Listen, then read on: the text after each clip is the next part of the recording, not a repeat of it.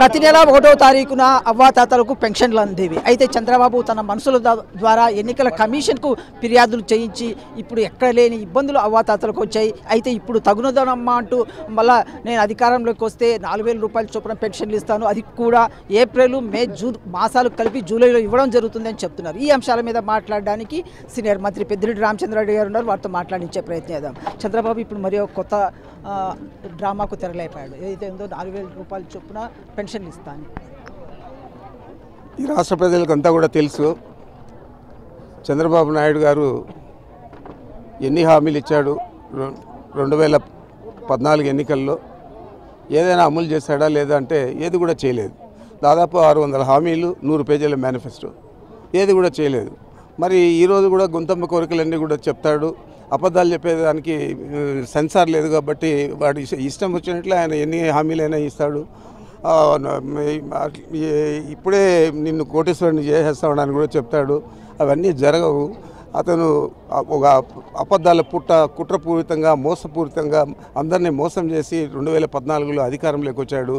మరి తిరిగి అదే పరిస్థితి నాకు సహకరిస్తారేమో ఈ రాష్ట్ర ప్రజలు అనుకుంటూ ఉన్నారు. రాష్ట్ర ప్రజలకు అందరికీ కూడా తెలుసు జగన్మోహన్ రెడ్డి గారు ఏం చెప్పాడో అది చేశాడు. 2019 ఎన్నికల ముందు ఎన్ని ఎన్నికల హామీలు ఇచ్చాడో జగన్మోహన్ రెడ్డి గారు పూర్తి స్థాయిలో అన్నీ కూడా అమలు చేశాడు. ఈ రాష్ట్ర ప్రజలందరూ కూడా సంతోషంగా ఉన్నారు. పేదలందరికీ న్యాయం చేశాడు. చంద్రబాబు మాదిరి జన్మభూమి కమిటీలు పెట్టుకొని కొంతమందికి పార్టీ కార్యకర్తలకు, నాయకులకు కొంతమందికి చేసేది కాకుండా ఈరోజు కులము, మతము, ప్రాంతము చూడకుండా తుదకు నువ్వు తెలుగుదేశానికి ఓటు వేసినా పర్వాలేదు, నీకు అర్హత ఉంటే ఇస్తానని చెప్పి ముందుకొచ్చి నాయకుడు జగన్మోహన్ రెడ్డి గారు ఈరోజు పేదలందరినీ పేదరికాన్ని ఒక కొలబద్దగా తీసుకొని అన్ని సంక్షేమ పథకాలు కూడా పూర్తి స్థాయిలో అమలు చేసిన ఘనత జగన్మోహన్ రెడ్డి గారిది. ఎన్నికల హామీలు ఏ ముఖ్యమంత్రి కూడా అధికారంలోకి వచ్చిన మొట్టమొదటి రోజు నుంచేనే అమలు కార్యక్రమానికి పూనుకోలేదు. ఏదో ఎన్నికల ముందు 6 నెలల ముందర, 5 నెలల ముందర కొన్ని చేస్తారు, మళ్ళీ ఎన్నికలకు పోతారు తప్ప ఈయన ఎన్నికల హామీలన్నీ కూడా ఎన్నికలు అధికారంలోకి వచ్చిన మొదటి రోజు నుంచేనే అమలు చేసేది ప్రారంభించారు. మా అందరికీ కూడా, మంత్రులందరికీ కూడా మీ కార్యాలయాల్లో, మీ సెక్రటేరియట్లో, మీ కార్యాలయాల్లో కూడా మీ టేబుల్ మీద మేనిఫెస్టో పెట్టుకోవాలా.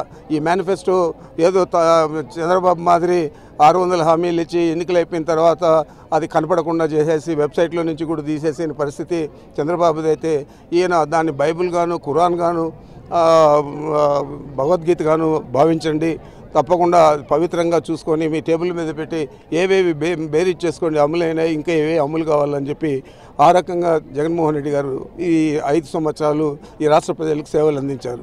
మరి ఈరోజు మళ్ళా ఒక అబద్ధం మీద చాలా చెప్తాడు. సూపర్ 6, సూపర్ 7 అవి 2,50,000 కోట్లు కావాలి.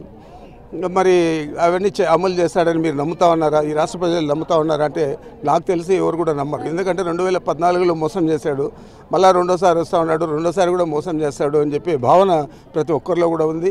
ఈరోజు ఆ పెన్షన్ విషయానికి వస్తే 4,000 ఏది ఏప్రిల్, మే, జూన్ 3 కలిపి జూలైలో 4 నెలలు ఇస్తానని చెప్పి 4,000 ఇస్తానని చెప్పి చెప్తా ఉన్నాడు. అది సాధ్యమయ్యే పని అని నేను అనుకోవడం లేదు. ఒత్తి మాటలే కాబట్టి ఎన్నైనా చెప్తాడు. మరి మేము ఇచ్చే 3,000 పెన్షన్ తప్పనిసరిగా ఇంటికే చేరుస్తూ ఉన్నాం వాలంటీర్ల ద్వారా. ఈ వాలంటీర్ వ్యవస్థ మీద కంప్లైంట్ చేసింది చంద్రబాబు నాయుడే. ఆయనకు కావాల్సిన అనుంగు శిష్యుడే నిమ్మగడ్డ రమేష్.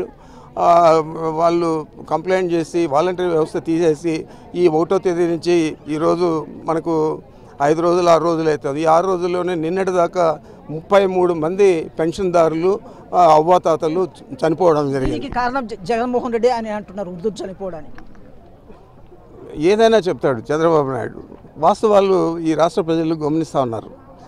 ఏదైనా చెప్తాడు చంద్రబాబు నాయుడు. 33 మంది అవ్వాతాతలు చనిపోయేదానికి వాలంటరీ వ్యవస్థను తీసేసి మీరు మండల ఆఫీస్కి పోండి, అక్కడ తీసుకోండి అని చెప్తే వాళ్ళకు వయోభారంలో అంత పోలేరు కదా. అందులో వేసవికాలం, అందుకనే అందరూ చనిపోయారు. దానికి బాధ్యుడెవరు ఆద్యుడెవరు? చంద్రబాబు నాయుడు వాలంటరీ వ్యవస్థను పక్కన పెట్టండి, ఎన్నికల్లో విధులు నిర్వహించకూడదు, వాళ్ళ పెన్షన్లు ఇవ్వకూడదు అన్నీ కూడా ఇన్స్ట్రక్షన్స్ సెంట్రల్ ఎలక్షన్ కమిషన్ నుంచి ఇప్పించాడు కాబట్టి చంద్రబాబు నాయుడు పూర్తి బాధ్యత వహించాలా. ఈ పాపం ఊరికే పోదు చంద్రబాబుకు, తప్పకుండా ఆ అవ్వాతాతల గోడు కొడుతుంది. ఈ సూపర్ 6 సూపర్ 7 లేకపోతే ఇంకా ఏదైనా చెప్పుకున్నా కూడా అత్యధిక మెజారిటీతో వైఎస్ఆర్ కాంగ్రెస్ పార్టీ అధికారంలోకి వస్తుంది. జగన్మోహన్ రెడ్డి గారు ముఖ్యమంత్రి అవుతారు. ఇది మొత్తం మీద పెద్దిరెడ్డి రామచంద్రరావు గారు స్పష్టంగా చెప్తున్నారు. ఏదైతే కుట్రలు కుతంత్రాలతో చంద్రబాబు మోసం చేస్తున్నాడు, ఎన్ని హామీలు అబద్ధపు హామీలు ఎన్ని ఇచ్చినా ఉపయోగం ఉండదనేసి చెప్తున్నారు. ఇదే సందర్భంలో వృద్ధుల పాపం చంద్రబాబుకు తప్పదు, ఉసురు తగులుతుందనేసి మండిపడుతున్న పరిస్థితి. వీడియో జర్నలిస్టు శ్రీకాంతం, మధుసూదన్ రెడ్డి, సాక్షి టీవీ, పొంగనూరు నుంచి.